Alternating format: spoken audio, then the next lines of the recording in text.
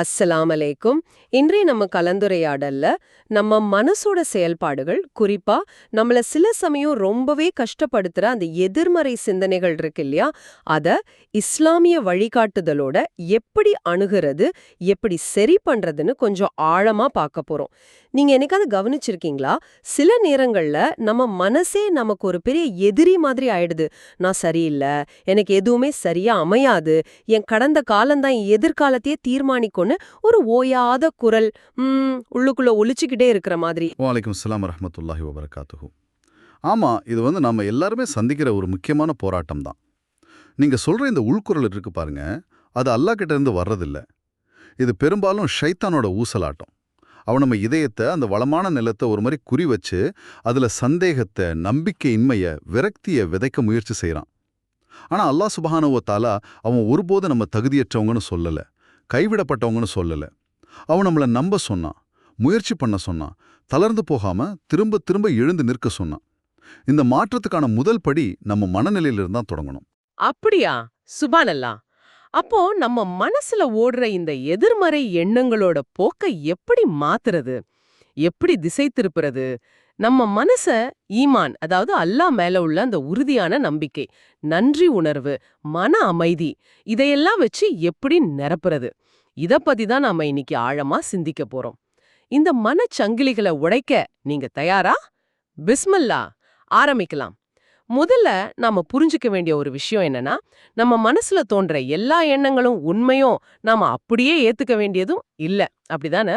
சில எண்ணங்கள் நல்லதா இருக்கும், நம்ம ஈமான கூட்டுகிற மாதிரி இருக்கும். ஆனா அதே சமயம் பயம், கவலை, சந்தேகம், ஏன் ஷைத்தானோட நேரடி ஊசலாட்டங்களும் கூட கலந்துதானே வருது. ரொம்ப சரியா சொன்னீங்க. மிகச் சரியா. ஆபத்து எங்க தொடங்குதுன்னா, இந்த எண்ணங்கள் எது, எங்கிருந்து வருதுன்னு நாம பிரிச்சு பார்க்காம, யோசிக்காம, அப்படியே அது உண்மைதான நம்ப ஆரம்பிக்கிற இடத்துல தான். ஒரு சின்ன விஷயம் தப்பா நடந்தா கூட, உடனே நான் ஒரு தோல்வியாளன், என்னால இதுக்கு மேல முடியாதுன்னு நாமளே நமக்கு ஒரு தீர்ப்பு எழுதிக்கிறோம். அல்லாஹ் என்னை மன்னிக்கவே மாட்டான்னு ஒரு விரக்தியான எண்ணம் வருது. இந்த மாதிரி நமக்கு நாமே பேசிக்கிற இந்த எதிர்மறை சுய உரையாடல் இருக்குதே, அது ஒரு கட்டத்துல ஒரு பொய்யான யதார்த்தமா மாறிடுது. அதுக்குள்ளே நம்ம வாழ ஆரம்பிச்சிடுறோம். ஆனா அல்லாஹ் குர்ஆன்ல என்ன சொல்றான் பாருங்க. சூரா அல் ஹுஜராத் 49வது அத்தியாயம் 12வது வசனத்துல, ஈமான் கொண்டவர்களே, சந்தேகங்களில் பெரும்பாலானவற்றை தவிர்த்து கொள்ளுங்கள். நிச்சயமாக சந்தேகங்களில் சில பாவமாகும். சுப்ஹானல்லாஹ். யோசிச்சு பாருங்க, அல்லாவே சொல்றான், நம்ம சொந்த எண்ணங்கள் கூட அதை நாம கேள்வி கேட்காம அப்படியே ஏத்துக்கிட்டா பாவமா மாறுறதுக்கு வாய்ப்பு இருக்குன்னு. சரி, இப்போ ஒரு எண்ணம் நம்ம மனசுல வருது. அது ரஹ்மான் கிட்ட இருந்து வந்ததா, இல்ல ஷைத்தான் கிட்ட இருந்தான்னு எப்படி வேறுபடுத்தி பாக்குறது? சில சமயம் அது ரொம்ப குழப்பமா இருக்கே. இதுக்கு ஒரு எளிமையான வழி இருக்கு. ஒரு லிட்மஸ் டெஸ்ட் மாதிரி வச்சுக்கலாம். அந்த எண்ணம் உங்களை அல்லாவுக்கு நெருக்கமா கொண்டு போகுதா, இல்ல அவன் கிட்ட இருந்து தூரமாக்குதான் பாருங்க. பயம், தீராத கவலை, விரக்தி, நம்பிக்கையின்மை, சுய பச்சாதாபம், இந்த மாதிரி உணர்வுகளை தூண்டுற எண்ணங்கள் அல்லாவிடமிருந்து வராது. நிச்சயமா வராது. அல்லாஹ் அமைதியையும் ரஹமத்தையும் நம்பிக்கையையும் வெளிச்சத்தையும் தருபவன். நீ தகுதியற்றவன், உன் நிலைமை இனி மாறவே மாறாது, உன் பாவம் மன்னிக்கப்படாது, இந்த மாதிரி ஒரு எண்ணம் உங்க மனசுல ஆழமா பதிஞ்சா உடனே சுதாரிச்சுக்கணும். அது உங்க ரப்பிடம் இருந்து வரல, அது ஷைத்தானுடைய நச்சு வேலைன்னு புரிஞ்சுக்கணும். எப்படி ஒரு விஷம் கலந்த உணவை நாம தொடமாட்டோமோ, அதே மாதிரி இந்த நச்சு எண்ணங்களால நம்ம இதயத்துக்கு தீனி போடக்கூடாது. இந்த எண்ணங்களை எதிர்த்து நிக்கணும். எப்படி? அல்லாவுடைய திக்ர் கொண்டு, அதாவது அல்லாவை நினைவு கூறுவதன் மூலம். ஈமானில் வேரூன்றிய நேர்மறையான வார்த்தைகளை கொண்டு குர்ஆன்ல அல்லாஹ் உங்களை பத்தி உண்மையிலே என்ன சொல்லியிருக்கிறான் என்பதை நினைவு கூர்ந்து அதை மாற்றணும். அவன் உங்களை சிறந்த சமூகத்தவர்னு சொல்லியிருக்கான். அவனுடைய அருளில் ஒருபோதும் நம்பிக்கை இழக்க வேண்டான்னு சொல்லியிருக்கிறான். நிச்சயமாக கஷ்டத்துடன் இலகு இருக்குன்னு வாக்குறுதி கொடுத்திருக்கிறான். உங்க மனசுக்குள்ள ஒலிக்கிற எல்லா குரலையும் கண்மூடித்தனமா நம்பாதீங்க. அல்லாஹுவின் வழிகாட்டுதலோடு ஒத்து போற உங்களுக்கு அமைதி தர்ற குரலை மட்டும் கேளுங்க. அப்படிதான் மனதை மறுசீரமைக்க ஆரம்பிக்க முடியும். இன்னைக்கு மதியம் சமைச்ச அந்த பருப்பு குழம்பு கொஞ்சம் உப்பு அதிகமாயிடுச்சோன்னு தோணுச்சு. ஆனா தயிர் சாதத்தோட சேர்த்து சாப்பிடும்போது சரியா போயிடுச்சு. இது உண்மையிலே ஆழமா சிந்திக்க வேண்டிய விஷயம். நம்ம மனசுக்குள்ள நினைக்கிற எண்ணங்கள் மட்டும் இல்ல, நம்ம வாயால பேசுற வார்த்தைகளுக்கும் இதுல பெரிய பங்கு இருக்குன்னு சொல்றீங்க போல. நிச்சயமா, நிச்சயமா. பல பேர் இதை உணர்றதே இல்ல. நாம நமக்குள்ள பேசிக்கிறதா இருக்கட்டும், மத்தவங்க கிட்ட பேசுறதா இருக்கட்டும், நம்ம வார்த்தைகள் வெறும் காத்துல கரையிற ஒளிகள் இல்ல, அவை விதைகள் மாதிரி. இந்த விதைகள் நம்ம ஆழ் மனசுல ஆழமா வேரூன்றுது. திரும்ப திரும்ப என்னால முடியாது, நான் எப்பவுமே இப்படிதான் சொதப்புவேன், நான் போதுமானவன் இல்ல, இன்னொருத்தர் சும்மா வேடிக்கை சொன்னா கூட அந்த வார்த்தைகள் மெதுவா அவங்களுடைய அடையாளத்தோட ஒரு பகுதியா மாறி அவங்களோட நம்பிக்கையா இருகிடுது. அவங்களே அறியாம அதை நம்பவும் ஆரம்பிச்சிடுறாங்க. நபி ஸல்லல்லாஹு அலைஹி வஸல்லம் அவங்க வார்த்தைகளோட ஆற்றலை நமக்கு ரொம்ப அழகா கருத்து தந்தாங்க. நல்லதை பேசுங்க, இல்லைன்னா மௌனமா இருங்கன்னு சொன்னாங்க. ஏன்? ஏன்னா நாம பயன்படுத்துற வார்த்தைகள் நம்ம இதயத்தோட மனதோட நிலையை நேரடியா பாதிக்குது, வடிவமைக்குது. நபி ஸல்லல்லாஹு அலைஹி வஸல்லம் அவங்க காலையில எழுந்தா அல்லாஹ்வை புகழ்வாங்க, கஷ்டம் வந்தா திக்ர் செய்வாங்க. இது வெறும் சடங்கு இல்ல, இது ஒரு உளவியல் ரீதியான மறுசீரமைப்பு, ஒரு சைக்காலஜிக்கல் ரீகாலிபிரேஷன். சூரா அல் அன்ஃபால் 8வது அத்தியாயம் 45வது வசனத்துல அல்லாஹ் சொல்றான், உங்கள் இறைவனை அதிகமாக நினைவு கூறுங்கள், நீங்கள் வெற்றி பெறுவீர்கள். ஏன் அப்படி சொல்றான்? ஏன்னா திக்ர், அல்லாவை நினைவு கூர்வது, தெளிவையும் மன உறுதியையும் வெற்றியையும் கொண்டு வருது. அது இதயத்தை பயத்திலிருந்தும் குழப்பத்திலிருந்தும் திருப்பி ஈமான் பக்கம் நிலைநிறுத்துது. அப்போ நம்ம சுய பேச்சு, அதாவது செல்ஃப் டாக், அத நம்ம ரொம்ப கவனமா கையாளணும். மனசு எதிர்மறையா சிந்திக்குதுன்னா ஒருவேளை நம்ம பேச்ச சரி செய்யறதுல இருந்து ஆரம்பிக்கலாமா? என்னால முடியாதுன்னு சொல்றதுக்கு பதிலா அல்லாவோட உதவியால முயற்சி செய்வேன், இன்ஷா அல்லாஹ் என்னால முடியும்னு சொல்றது. நான் ஒரு தோல்வியாளன்னு நினைக்கிறதுக்கு பதிலா நான் கத்துக்கிறேன், வளர்ந்துட்டு இருக்கேன், அல்லாஹ் நாடினா வெற்றி பெறுவேன்னு சொல்றது. இது குருட்டுத்தனமான நேர்மறை சிந்தனை இல்ல. இல்ல, இது ஈமான்ல வேரூன்றிய உண்மைய நமக்கு நாமே நினைவுபடுத்துறது. உங்க வார்த்தைகள் மாறினா உங்க எண்ணங்கள் அதை பின்தொடரும். உங்க எண்ணங்கள் மாறினா உங்க செயல்கள்ல மாற்றம் வரும். உங்க செயல்கள் மாறினா உங்க வாழ்க்கையோட திசையே மாறும் இன்ஷா அல்லாஹ். உங்க பேச்சு அல்லாவை நினைவு கூர்வதாலும் நம்பிக்கையாலும் நன்றியுணர்வாலும் நிரம்பி இருக்கட்டும். அதுதான் உங்க மனம் திரும்ப திரும்ப கேட்க வேண்டிய உண்மையான குரல். அல்ஹம்துலில்லாஹ். அடுத்ததா நம்ம பார்க்க வேண்டியது, நம்ம மனசுக்குள்ள என்ன மாதிரியான விஷயங்களை அனுமதிக்கிறோங்கிறது முக்கியம் தானே. நம்ம காது வழியா, கண் வழியா உள்ள போற விஷயங்கள், கேட்கிற இசை, பார்க்கிற காட்சிகள், படிக்கிற செய்திகள், நாம பங்கெடுக்கிற உரையாடல்கள், இது எல்லாமே நம்ம மனச பாதிக்கத்தானே செய்யும். ஆமாம், 100% உண்மை. நம்ம உடம்புக்கு எது நல்லது எது கெட்டதுன்னு பார்த்து சாப்பிடுற மாதிரி நம்ம மனசுக்கு எதை உள்ள அனுப்புறோங்கிறதுலயும் ரொம்ப கவனம் தேவை. நீங்க கொஞ்சம் யோசிச்சு பாருங்க. நீங்க கேட்குற ஒவ்வொரு பாட்டும், பார்க்குற வீடியோவும், படிக்கிற பதிவும், பங்கெடுக்கிற உரையாடலும் உங்க உள்மனதின் நிரலாக்கத்துல, அதாவது இன்டர்னல் ப்ரோக்ராமிங்ல ஒரு பகுதியாக மாறுது. உங்க தினசரி உள்ளீடுகள்ல, இன்புட்ஸ்ல பெரும்பகுதி எதிர்மறை, கிண்டல், பாவம், வதந்தி, பயம் கலந்த விஷயங்களா இருந்தா உங்க மனசு குழப்பமா இருக்கிறதுலயும் இதயம் பாரமா இருக்கிறதுலயும் ஆச்சரியப்பட என்ன இருக்கு சொல்லுங்க? சூரா அஸ்-சுமர் 39வது அத்தியாயம் 17 மற்றும் 18வது வசனங்கள்ல அல்லாஹ் சொல்றான், நபியே, என் அடியார்களுக்கு நன்மாராயம் கூர்வீராக, அவர்கள் சொல்லை செவியேற்று அதில் அழகானதை பின்பற்றுகிறார்கள். இது நாம கேட்கிற வார்த்தைகளை பத்தி மட்டும் இல்ல, நாம எதை உள்வாங்கிக்கிற தேர்வு செய்கிறோம் என்பதை பற்றியும் தான். அல்லாஹ் நம்முடைய உள்ளீடுகள்ல கவனமா இருக்க வழிகாட்டுகிறான். நம்ம மனசு ஒரு பஞ்சு மாதிரி. அது பக்கத்துல என்ன இருக்கோ அதை உறிஞ்சிக்கிட்டே இருக்கும். நீங்க அதை திக்ர், குரான் ஓதுதல், பயனுள்ள அறிவு, நல்ல நினைவூட்டல்கள், நல்ல மனிதர்களோட சகவாசம் இதுல மூழ்கடிச்சா அது நிச்சயம் செழிக்கும், இல்லையா? சில சமயம் நாம சும்மா பொழுதுபோக்குக்குன்னு பார்க்கிற கேட்கிற விஷயங்கள் கூட நம்ம அறியாமலேயே பாவத்தை இயல்பாக்கவோ அல்லது நம்ம ஈமான்ல சந்தேகத்தை விதைக்கவோ செய்ய வாய்ப்பு இருக்குன்னு சொல்றீங்களா? மிகச்சரியா புரிஞ்சுக்கிட்டீங்க. ஷைத்தான் இது ரொம்ப நல்லா புரிஞ்சு வச்சிருக்கான். அவன் எப்பவுமே நேரடியா வந்து அல்லாஹ்வை நம்பாதேன்னு சொல்ல மாட்டான். சில சமயம் நீங்க இது சும்மா என்டர்டெயின்மெண்ட் தானே நினைக்கிற விஷயங்கள் மூலமா வருவான். நீங்க பார்க்குற ஒரு நிகழ்ச்சி ஹராமான ஒரு விஷயத்த ரொம்ப இயல்பா சாதாரணமா காட்டலாம். நீங்க கேட்குற ஒரு இசை உங்க மனசுல தற்பெருமையோ அல்லது தேவையற்ற கவலையோ விதைக்கலாம். நீங்க சமூக வலைதளங்கள்ல பின்தொடர்ற ஒரு நபர் உங்க மனசுல பொறாமையோ அல்லது அதிருப்தியோ ஏற்படுத்தலாம். அதனால நாம ரொம்ப கவனமா இருக்கணும். இன்னைக்கு உங்க மனசுக்கு நீங்க என்ன உணவு கொடுக்கறீங்க? உங்க ஆன்மாக்குள்ள பேச யாருக்கு அனுமதி கொடுக்கறீங்க? நீங்க செய்யற ஒவ்வொரு தேர்வும் உங்க இதய கண்ணாடியை மெருகூட்டுது அல்லது அதை அழுக்காக்குது. அழுக்கான கண்ணாடி வழியா பார்த்தா சூரியனே பிரகாசமா இருந்தாலும் ஒளி தெரியாது, சரிதானே? உங்க ஈமான பாதுகாக்கிறது மாதிரி உங்க மனசுக்குள்ள போற விஷயங்களும் பாதுகாக்கணும். ஏன்னா உள்ள போறதுதான் கடைசியில உங்க மனநிலையா, உங்க நடத்தையா, அல்லாவோட உங்க உறவுல வெளிப்படும். இது நாம பழகுற மனிதர்களுக்கும் பொருந்துமா? நம்ம நண்பர்கள், நம்ம நெருக்கமா இருக்கிறவங்க, அவங்களோட தாக்கம் எப்படிப்பட்டது? இது மிக மிக முக்கியமான ஒரு புள்ளி. ரொம்ப முக்கியம். நீங்க உங்க எதிர்மறை சிந்தனைகளை அகற்றி மனசு சீரமைக்கணும்னு உண்மையிலேயே முயற்சி செஞ்சா, நீங்க யார் கூட உங்க நேரத்தை செலவிடுறீங்க, யாருக்கு உங்க இதயத்தை திறந்து பேசுறீங்க, உங்க தினசரி மனவெளிக்கு, அதாவது மென்டல் ஸ்பேஸுக்கு யார அனுமதிக்கிறீங்கன்னு நேர்மையா ஒரு சுய பரிசோதனை செய்யணும். நம்ம மனம் ஒரு தனி தீவில்ல, அது ஒரு வயல் மாதிரி. மத்தவங்க வீசுற விதைகளை தொடர்ந்து உள்வாங்கிட்டே இருக்கு. சில விதைகள் நம்பிக்கை, தெளிவு, ஈமான் போன்ற பூக்களாக மலரும். மற்றவை பொறாமை, சந்தேகம், விரக்தி போன்ற களைகளாக வளரும். நம்மள பலர் நம்மை அறியாமலேயே நச்சு சூழல்கள்ல வாழ்ந்துட்டு இருக்கோம்.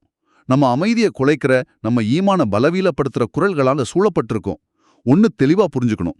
நச்சு மண்ணுல நல்ல விதைய நட்டு வச்சு அது செழிப்பா வளரும்னு எதிர்பார்க்க முடியாது. உங்க நெருங்கிய நண்பர்களே உங்க குழப்பத்தை அதிகப்படுத்துறவங்களா இருந்தா உங்களால தெளிவா சிந்திக்க முடியாது.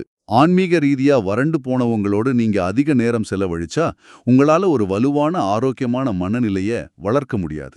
அதனாலதான் நபி ஸல்லல்லாஹு அலைஹி வஸல்லம் அவங்க சொன்னாங்க, ஒரு மனிதன் தன் நெருங்கிய நண்பனின் மார்க்கத்தில் வழியில் இருப்பான். எனவே உங்களில் ஒருவர் யார் தன் நண்பனாக ஆக்கிக் கொள்கிறார் என்று பார்க்கட்டும். இது வெறும் மார்க்க சம்பந்தப்பட்டது மட்டும் இல்ல, இது தாக்கத்தை, இன்ஃப்ளூயன்ஸை பத்தியது. உங்க கூட பழகுறவங்க மூலமா உங்க வாழ்க்கையில நுழைகிற ஆற்றல், அவங்களுடைய மதிப்புகள், அவங்களுடைய உலக பார்வை, இது எல்லாமே உங்களை பாதிக்கும். நீங்க உணர்ந்தாலும் உணராவிட்டாலும் உங்க வட்டம் உங்க ஆழ்மனதை வடிவமைக்குது. அல்லாஹ் சூரா சுக்ருஃப் 43வது அத்தியாயம் 67வது வசனத்துல எச்சரிக்கிறான். பயபக்தியுடையோரை தவிர அந்நாளில் நண்பர்கள் சிலருக்கு பகைவர்களாகி விடுவார்கள். சுபஹானல்லாஹ். அப்போ நம்ம நண்பர்கள் தேர்வில் ஏன் நம்ம இணையத்துல யார பின்தொடர்றோங்கிறதுல கூட இவ்ளோ கவனமா இருக்கணுமா? ஆமாம், ரொம்ப தேர்ந்தெடுத்து பழகணும். இதுல ஆணவம் இருக்கக்கூடாது, ஆனா நோக்கம் இருக்கணும். உங்களை அல்லாவுக்கு நெருக்கமாக்குற, உங்க தரத்தை உயர்த்துற நபர்களோட உங்க நேரத்தை செலவிடுங்க. நல்ல நண்பர் ஒரு வாசனை திரவியம் விற்கிறவர் மாதிரி என்று நபி ஸல்லல்லாஹு அலைஹி வஸல்லம் அவங்க விவரிச்சாங்க. நீங்க அவர்கிட்ட இருந்து எதுவும் வாங்கலைன்னா கூட அந்த நறுமணம் உங்க மேல படும். அதுதான் நல்ல சகவாசத்தோட ஆற்றல். சில நேரங்கள்ல உங்க முன்னேற்றத்துக்கு அதிக அறிவு தேவையில்லை, ஒரு நல்ல நட்பு வட்டம் தேவைப்படலாம். ஒரு நல்ல நண்பர், ஒரு நேர்மையான நினைவூட்டல், உங்களை உற்சாகப்படுத்துற ஒரு வட்டம், தவறான தாக்கங்களால பல வருஷமா உங்க மனசுல ஏற்பட்ட சேதத்தை சரி செய்ய உதவலாம். அதனால புத்திசாலித்தனமா தேர்ந்தெடுங்க. அல்லாஹ்வை நினைவு கூர்ற இதயங்களோட உங்களை சூழ்ந்துக்குங்க. அப்போ உங்க மனம் நீங்க உண்மையில யாருங்கிறத நினைவுபடுத்த தொடங்கும். சரி, இந்த எதிர்மறை எண்ணங்கள், பேச்சு, தவறான உள்ளீடுகள், மோசமான நட்பு வட்டம் இதெல்லாம் சேர்ந்து ஒரு கட்டத்துல ஒரு பழக்கமாவே மாறிடுது. ஒரு தீய சுழற்சி, ஒரு நெகட்டிவ் சைக்கிள் மாதிரி. அதிலிருந்து வெளியே வர்றது சில சமயம் பெரிய போராட்டமா இருக்கே. அந்த சுழற்சியை எப்படி உடைக்கிறது? மனித மனம் அப்படிதான் வடிவெடுக்கப்பட்டிருக்கு. திரும்ப திரும்ப செய்யற விஷயங்கள் அதுக்கு பழகி போகும். ஒரு எதிர்மறை எண்ணத்தை நீங்க உங்க மனசுல ஓட விட்டா உங்க மூளை அதுக்குன்னு ஒரு நரம்பியல் பாதைய, ஒரு நியூரல் பாத்வேயை உருவாக்குது. நீங்க அதை தடுக்காம விட்டா அந்த பாதை ஒரு தானியங்கி நெடுஞ்சாலை மாதிரி ஆயிடும். பதட்டம், சுயவறுப்பு, விரக்தி மாதிரியான உணர்வுகள் இப்படிதான் ஒரு வடிவமா உருவாகுது. ஆனா இந்த வடிவங்களை உடைக்க முடியுங்கிறத பலர் உணர்றதில்ல. அல்லாஹ் அவனுடைய எல்லையற்ற கருணையால அதை செய்வதற்கான கருவிகளை நமக்கு கொடுத்திருக்கான்னு. செயல்பாடு, திக்ர், கவனத்தை நன்மையான விஷயங்கள் பக்கம் திருப்புதல் மூலமா.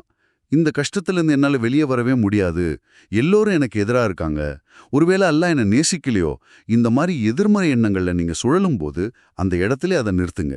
அந்த எண்ணம் வேறு விட்டு கிளப்பரப்ப காத்திருக்காதீங்க. ஏன்னா ஷைத்தான் திரும்ப திரும்ப சொல்றதை தான் பலம் பெறுகிறான். அவ ஒரு சந்தேகத்தை நட்டு பிறகு மேலும் மேலும் ஊசலாட்டங்களால் அதுக்கு தண்ணீர் ஊற்றி உங்க இதயம் அவனுடைய பொய்களை நம்பி ஏத்துக்கிற வரைக்கும் விடமாட்டான். ஆனா அல்லாஹ் சூரா அல் அத்ராஃப் 7வது அத்தியாயம் 201வது வசனத்துல என்ன சொல்றான் பாருங்க. நிச்சயமாக யார் அல்லாவை பயப்படுகிறார்களோ அவர்களை ஷைத்தானிடமிருந்து ஒரு தீய எண்ணம் தொடும்போது அவர்கள் அல்லாவை நினைவு கூறுவார்கள். உடனே அவர்கள் விழிப்படைவார்கள். பல மணி நேரம் கழிச்சு இல்ல, பல நாட்கள் கஷ்டப்பட்டு அந்த எண்ணத்தோட போராடின பிறகு இல்ல, உடனே அந்த எண்ணம் வந்த உடனே அதை தடுத்து நிறுத்தணும். சுபஹானல்லாஹ். உடனே அவர்கள் விழிப்படைவார்கள். இந்த வார்த்தைகள்ல எவ்ளோ பெரிய சக்தி இருக்கு. அப்போ அந்த எண்ணம் வந்த உடனே அது நம்மள ஆட்கொள்றதுக்கு முன்னாடி நாம சுதாரிச்சு அதை நிறுத்தணும். இதுக்கு நடைமுறையில என்ன செய்யலாம்? அந்த தடுப்பு ரொம்ப எளிமையான ஒரு செயலா இருக்கலாம். நீங்க உட்கார்ந்திருந்தா எழுந்து நில்லுங்க, ஓடிப்போய் உழு செய்யுங்க. அந்த தண்ணீர் உங்களை அமைதிப்படுத்தட்டும். குர்ஆனை திறந்து ஒரே ஒரு வசனத்தை அதோட அர்த்தத்தோட ஓதுங்க. அது உங்களுடைய உண்மையான மதிப்பை உங்களுக்கு நினைவுபடுத்தும். லா ஹவுலா வலா குவ்வத இல்லா பில்லா. அல்லாஹுவின் உதவியின்றி எந்த சக்தியும் இல்லை, ஆற்றலும் இல்லை. என்று உங்க இதயம் அமைதியடையும் வரை திரும்ப திரும்ப சொல்லுங்க. அல்லது உங்க பலத்தை நீங்க மறந்திருக்கும்போது அதை உங்களுக்கு நினைவூட்டும் ஒரு நல்ல நண்பரை, நம்பிக்கைக்குரியவரை அழைத்து பேசுங்க. முக்கியம் என்னன்னா, அந்த எதிர்மறை சுழற்சி தொடராம அங்கே அதை உடைக்கணும். ஏன்னா ஒவ்வொரு முறை நீங்க அதை உடைக்கும் போதும் நீங்க அந்த கெட்ட பழக்கத்தை பலவீனப்படுத்துறீங்க. நீங்க எவ்வளோ அதிகமா அதை உடைக்கிறீங்களோ அவ்வளோ அதிகமாக உங்க மூளைக்கு நீங்க பாடம் புகட்டுறீங்க. இந்த பயம், வலி, விரக்தியின் சுழற்சிகளால உங்களை துன்புறுத்த இனி அனுமதி இல்லை என்று. உங்க மனம் ஒரு சிறைச்சாலையாக இருக்கணும்னு அல்லாஹ் உங்களை படைக்கல. உங்க எண்ணங்கள் உங்களை இரவும் பகலும் தண்டிக்கணும்னு அவன் நாடல. தேர்ந்தெடுக்கும் சிந்திக்கும் திறனா அவன் உங்களுக்கு கொடுத்திருக்கான். அதோட உங்க உணர்ச்சிகளின் ஆற்றலை நன்மையான வழியில திருப்பும் சக்தியும் கொடுத்திருக்கான். இத நாம செஞ்ச கடந்த கால தவறுகளால நம்ம நாமே ரொம்ப கடுமையா தண்டிச்சுக்கிற விஷயத்துக்கும் பொருந்துமா? பல சமயம் நாம செஞ்ச ஒரு தப்பையே நினைச்சு வருந்தி குற்ற உணர்ச்சியில மூழ்கி அதிலே தேங்கி நின்னுடுறோமே, இந்த இடத்துல மன்னிக்கிறதுங்கிறது எவ்வளவு முக்கியம்? ரொம்ப ரொம்ப முக்கியம். வறுமை, வலி, என் அன்புக்குரியவங்களோட இழப்பை விட ஒரு மனிதனுக்கு கனமான சுமை இருக்குன்னா அது தன்னைத்தானே மன்னிக்காத சுமைதான். பல பேர் அவங்களுடைய வெளிச்சூழ்நிலைகளால சிக்கல்ல இல்ல, அவங்க சுய கண்டனம்ங்கிற மனச்சிறையில சிக்கியிருக்காங்க. தினமும் வெட்கம், குற்ற உணர்ச்சி, வருத்தம் இதோட தான் எழுந்திருக்கிறாங்க. கடந்த காலத்துல செஞ்ச தவறுகளோட தழும்புகளை படிப்பினைகளா பார்க்காம தங்களை கட்டிப்போட்ட சங்கிலிகளா சுமக்குறாங்க.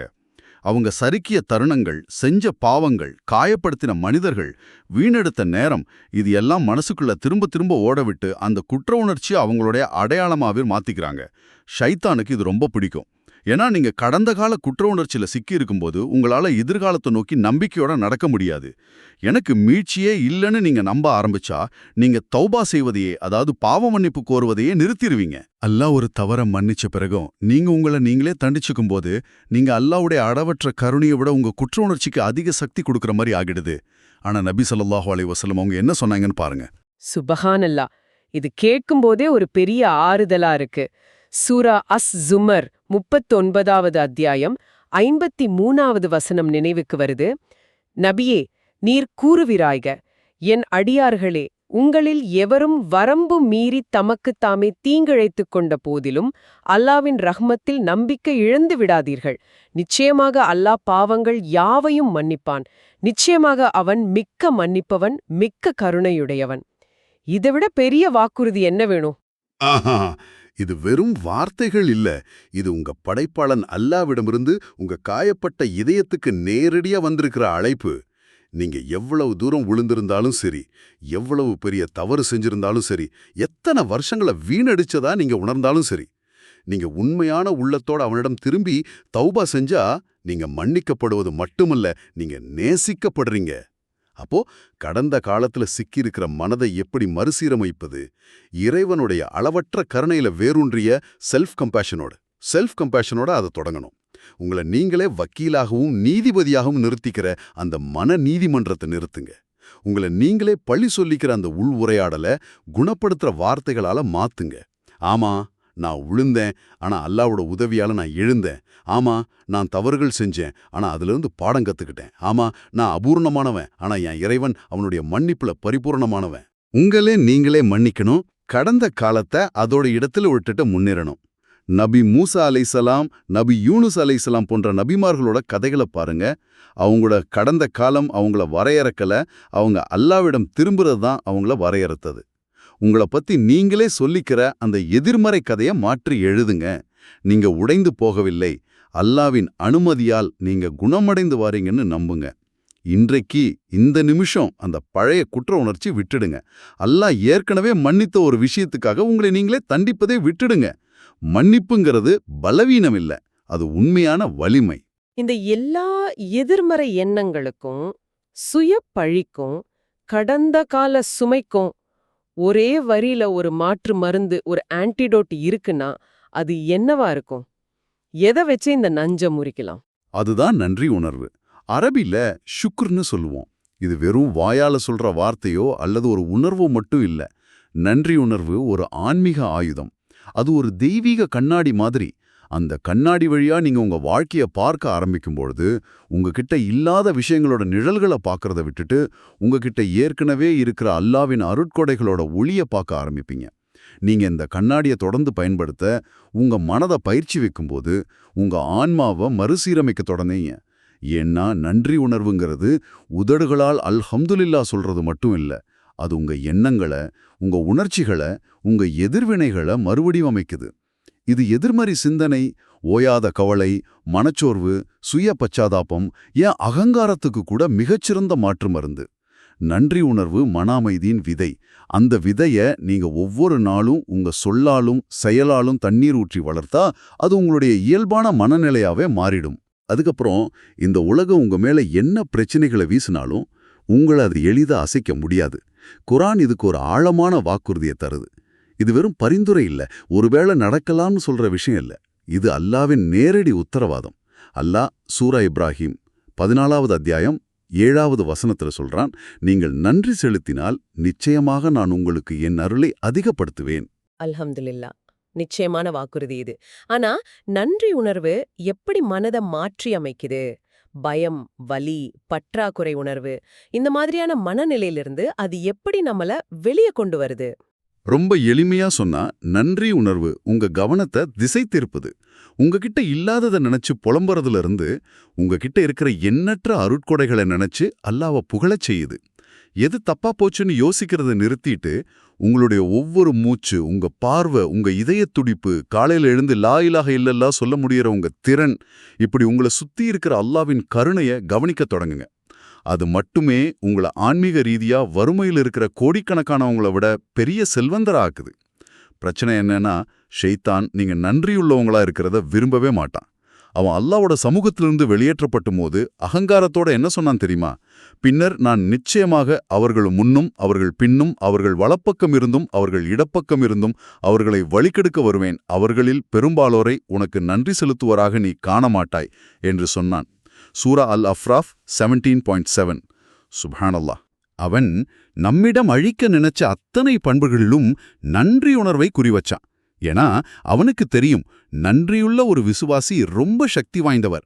நன்றியுள்ள மனம் தேவையில்லாம புகார் செய்யாது. அது எதிர்காலத்தை பத்தி அதிகம் பயப்படாது. அது எளிதா விரக்தியில விழாது. ஏன்னா அது நிகழ்காலத்துல அல்லாஹ்வோட அருளை எண்ணிக்கொண்டிருப்பதில் மும்முரமாக இருக்கும். அப்போ இந்த எதிர்மறை சிந்தனைங்கிற சுழற்சியை உடைக்க நாம மனத நன்றி உணர்வோடு இருக்க பயிற்சி வைக்கணும். இது ஒரு பயிற்சி மாதிரி எடுத்துக்கலாமா? தினமும் காலையில நாம நன்றி உள்ள 3 விஷயங்களை எழுதுறது, அல்லது நல்லது நடந்தாலும் ஒரு கஷ்டம் வந்தாலும் உடனே அல்ஹம்துலில்லான்னு சொல்ல பழகுற மாதிரியான சின்ன சின்ன பயிற்சிகள் உதவுமா? நிச்சயமாக. இது ஒரு தொடர் பயிற்சி. எப்போதாவது செய்யறதில்ல, தினமும் செய்ய வேண்டிய பயிற்சி. மேலோட்டமா இல்ல, ஆழமான உணர்வோடு செய்யணும். விஷயங்கள் நல்லா நடக்கும்போது மட்டும் இல்ல, குறிப்பா கஷ்டமான நேரங்கள்லையும் அல்ஹம்துலில்லாஹ் சொல்ல பழகுங்க. ஏன்னா சில வலிகள் கூட மறைக்கப்பட்ட பரிசுகளை சுமந்து வருது. அதை நாம பின்னால தான் உணர்வோம். உங்களுடைய இயல்பு நிலையே, அதாவது டிஃபால்ட் செட்டிங், நன்றி உணர்வா இருக்கட்டும். ஒரு விஷயம் தப்பா போனா அல்ஹம்துலில்லாஹ், இதைவிட மோசமாக கூட நடந்திருக்கலாம், ஒருவேளை அல்லாஹ் என்னை இதைவிட சிறந்த ஒன்றுக்கு தயார்படுத்துறான் என்று சொல்ல பழகுங்க.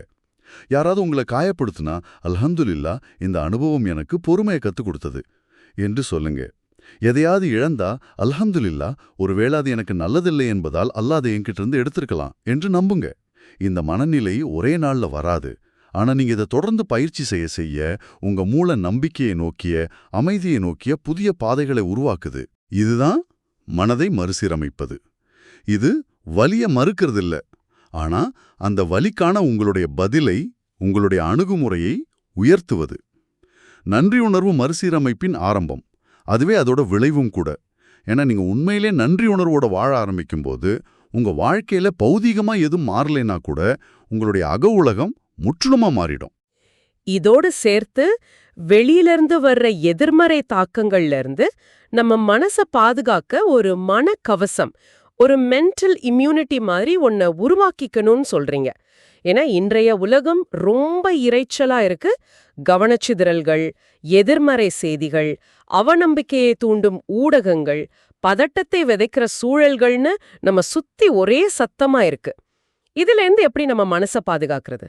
ஆமா, உங்களுக்கு இந்த மனக்கவசம் இல்லைன்னா நீங்க ஒரு பஞ்சு மாதிரி எல்லாத்தையும், நல்லதையும் கெட்டதையும் உறிஞ்சிக்கிட்டே இருப்பீங்க. உங்க உடம்புக்கு எப்படி நோயை எதிர்த்து போராட ஒரு நோய் எதிர்ப்பு அமைப்பு, ஒரு இம்யூன் சிஸ்டம் இருக்கோ, அதே மாதிரி உங்க மனசுக்கும் எதிர்மறையை எதிர்த்து போராட, தவறான கதைகளை புறக்கணிக்க, தெளிவோட மீண்டு வர ஒரு அமைப்பு தேவை. இது இல்லாம நீங்க உங்க சூழலோட கருணையில வாழ்வீங்க. சின்ன சின்ன விஷயத்துக்கெல்லாம் உணர்ச்சி வசப்பட்டு எதிர்வினை ஆற்றுவீங்க. மனரீதியா ரொம்ப சீக்கிரம் சோர்வடைஞ்சிடுவீங்க. இதை எப்படி உருவாக்குறது? முதலாவது ஒழுக்கமான வடிகட்டுதல், டிசிப்ளின்டு ஃபில்டரிங். உங்க கவனத்துக்கு வர்ற எல்லாமே உங்க நேரத்துக்கும் சக்திக்கும் தகுதியானதில்ல. எல்லா உரையாடலுக்கும் நீங்க பதில் சொல்ல வேண்டிய அவசியம் இல்ல. எல்லா ட்ரெண்ட்லயும் நீங்க பங்கெடுக்க வேண்டிய கட்டாயம் இல்ல. உங்க மன அமைதியை இரக்கமே இல்லாம நீங்க தான் பாதுகாக்கணும். அல்லாஹ் சூரா அல் கசஸ் 28வது அத்தியாயம் 55வது வசனத்துல சொல்றான், அவர்கள் வீணானதைச் செவியுற்றால் அதை புறக்கணித்து விடுவர். எங்களுக்கு எங்கள் செயல்கள், உங்களுக்கு உங்கள் செயல்கள், சலாமுன் அலைக்கும், நாங்கள் அறிவீனர்களை தேடுவதில்லை எனக் கூறுவர். இது ஒரு ஆன்மீக கொள்கை மட்டுமல்ல, இது ஒரு உளவியல் தற்காப்பு முறையும் கூட. நீங்க இதில் ஈடுபடுகிறீர்கள் என்பதை தேர்ந்தெடுப்பதன் மூலம் உங்க அமைதியை பாதுகாக்கணும். 2வது, ஆன்மீக அடித்தளம், ஸ்பிரிச்சுவல் கிரவுண்டிங். உங்க மனம் திக்ர்ல, அதாவது அல்லாவை நினைவு கூறுவதில் வேரூன்றி இருக்கும்போது பயம் உங்களை ஆட்கொள்வது ரொம்ப கடினம். உங்க இதயம் சலாத்துல, தொழுகையில அல்லாவோட தொடர்பில் இருக்கும்போது வாழ்க்கை புயல்கள் உங்களை வேரோடு சாய்க்க முடியாது. அல்லாஹ் சொல்றான், அறிந்து கொள்க, அல்லாவை நினைவு கூறுவதைக் கொண்டே இதயங்கள் அமைதி பெறுகின்றன. சூரா அர்-ரஃப்த் 13:28. உங்க ஆன்மா அல்லாவுல நங்கூரமிடப்பட்டிருக்கும்போது வெளியிலிருந்து வர்ற எதிர்மறை சத்தங்கள் வெறும் இரைச்சலா மாறிடும். அது உங்களை சூழலாம், ஆனா உங்களுக்குள்ள நுழைய முடியாது. 3வது, உணர்ச்சிகளை கட்டுப்படுத்துதல், இமோஷனல் ரெகுலேஷன். உங்களை சுற்றி என்ன நடக்குதுங்கிறத உங்களால கட்டுப்படுத்த முடியாது, ஆனா அதுக்கு நீங்க எப்படி பதில் கொடுக்கறீங்கிறத உங்களால பயிற்றுவிக்க முடியும். மனக்கவசம் என்பது எப்போ பேசணும், எப்போ மௌனமா இருக்கணும்னு தெரிஞ்சுக்கிறது. உங்க கோபத்தை கட்டுப்படுத்தாம கொட்டுறதுக்கு பதிலா அதை கவனிக்க கத்துக்கிறது. ஒரு தீய எண்ணம் ஷைத்தான் கிட்ட இருந்து வருதுன்னு உணர்ந்த உடனே அதை கண்டுக்காம விடுறது. ஒரு தூண்டுதலுக்கும் உங்க பதிலுக்கும் இடையில ஒரு சின்ன இடைவெளியை உருவாக்குறது. அந்த இடைவெளியில நீங்க உணர்ச்சி வசப்பட்டு செயல்படாம யோசிச்சு நோக்கத்தோட செயல்பட முடியும். நபி ஸல்லல்லாஹு அலைஹி வஸல்லம் அவங்க கோபத்தை கட்டுப்படுத்துறதோட முக்கியத்துவத்தை திரும்ப திரும்ப வலியுறுத்தினாங்க இல்லையா? அது இதுக்குத்தான். அப்போ மன அமைதியை தேடுறதுங்கிறது புயல் வராத இடத்துக்கு தப்பிச்சு ஓடுறதில்ல. ஆனா புயல் நம்மள சுத்தி அடிக்கும் போதும் அல்லா மேல உள்ள நம்பிக்கையில ஆழமா நங்குரமிட்டு நிக்கிறது தான்னு சொல்றீங்க. இது உண்மையிலே ஆழமான கருத்து. இந்த மனக்கவசங்கிறது ஒரே நாள்ல வர்ற விஷயம் இல்ல. இது தொடர்ச்சியான விழிப்புணர்வு, ஒழுக்கம், அல்லா மேல உள்ள பக்தி சம்பந்தப்பட்டது. மனதை மறுசீரமைக்கிறதுங்கிறது ஒரே இரவுல நடக்கிற மேஜிக் இல்ல. இது ஒரு தொடர்ச்சியான பயணம். ஒரு தோட்டத்தை பராமரிக்கிற மாதிரி. உங்க மனம் ஒரு புனிதமான பிரதேசம் மாதிரி. அதுல நீங்க எதை வளர அனுமதிக்கிறீங்களோ அது உங்க வாழ்க்கைய, அல்லாவோட உங்க உறவை, உங்களை பத்திய உங்க பார்வைய, இந்த உலகத்தோட உங்க அனுபவத்தை வடிவமைக்கும். ஒவ்வொரு நாளும் உங்க எண்ணங்களை வடிகட்டவும், உங்க ஆன்மாவுக்கு நல்ல ஊட்டச்சத்தை கொடுக்கவும், அல்லாவின் அளவற்ற கருணையிலையும் அவனுடைய வழிகாட்டுதலின் ஒளியிலையும் கவனம் செலுத்துவோம் நீங்க எடுக்கிற ஒரு நனவான முடிவு தான் இது. ஆமா, இந்த முழு கலந்துரையாடல்ல இருந்தும் நாம பார்த்த மாதிரி இதுக்கு விழிப்புணர்வு, அவேர்னஸ் தேவை. நம்ம எண்ணங்கள் எங்கிருந்து வருதுன்னு கவனிக்கிறது, கவனம் ஃபோக்கஸ் தேவை. எந்த எண்ணத்தை வளர்க்கணும், எதை தவிர்க்கணும்னு தீர்மானிக்கிறது. ஈமான் ஃபெய்த் தேவை. அல்லாஹுவின் வாக்குறுதிகள் நம்ம பயத்தை விட, நம்ம சந்தேகத்தை விட வலிமையானதுன்னு உறுதியா நம்புறது. செயல், ஆக்ஷன் தேவை. அந்த மாற்றத்துக்காக சின்ன சின்ன படிகளை தொடர்ந்து எடுத்து வைக்கிறது. மன்னித்தல், ஃபர்கிவ்னஸ் தேவை.